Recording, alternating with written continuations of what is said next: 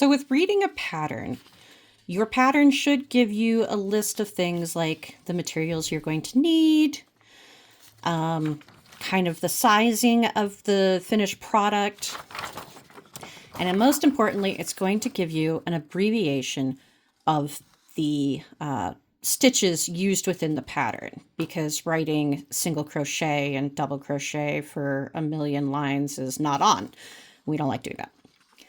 So the basic pattern,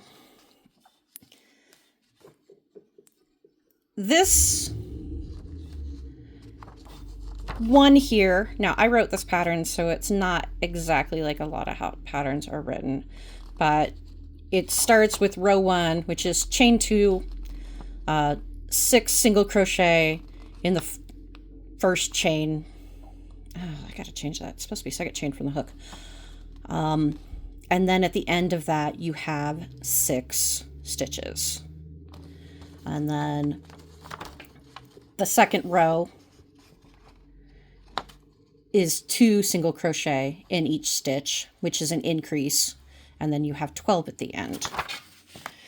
The stitch counting at the end is really helpful in case you've screwed up. You can sit there and go, okay, 1, 2, 3, 4, 5, 6, 7, 8, 9, 10, 11, 12, and know that you did it correctly.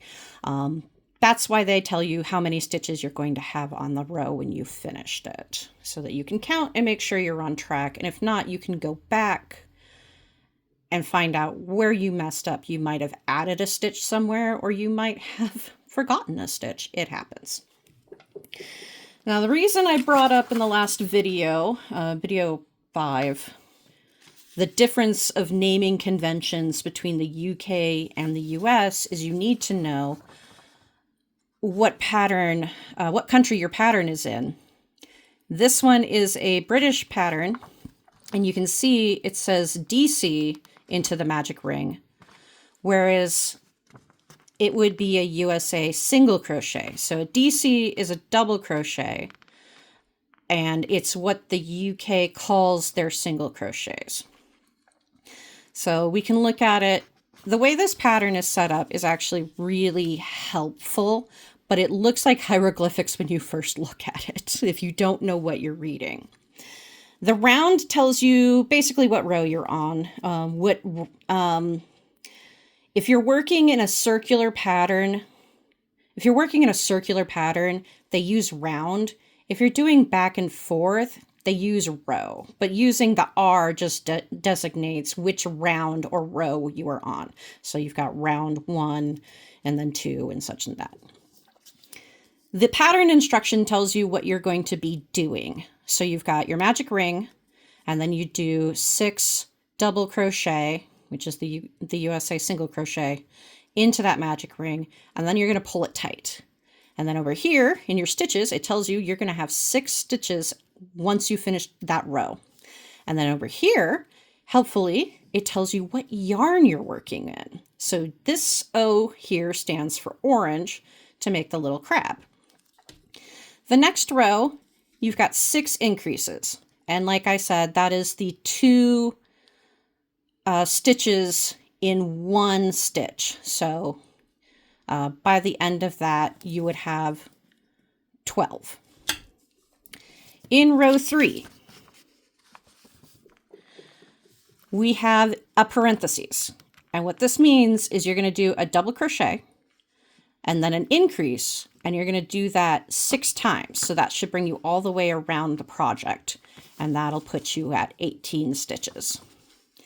The next one, you're going to do a double crochet, an increase, and then a double crochet, and you're going to do that 6 times as well.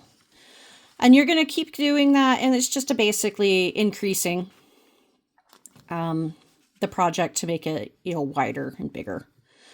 Over here, you can see suddenly we have row 7 through row 10. And what that means is you are going to follow the instructions they give you for this, for these rows. So 7, 8, 9, and 10 are all going to do 36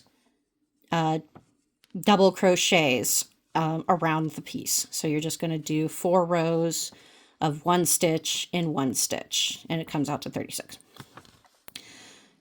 Then we see row 11, it changes it up again, and you do 2 double crochet, 1 decrease, 2 double crochet, and you're going to do that 6 times, and it's going to start making it smaller so that you can form like the closing of the body for this crab.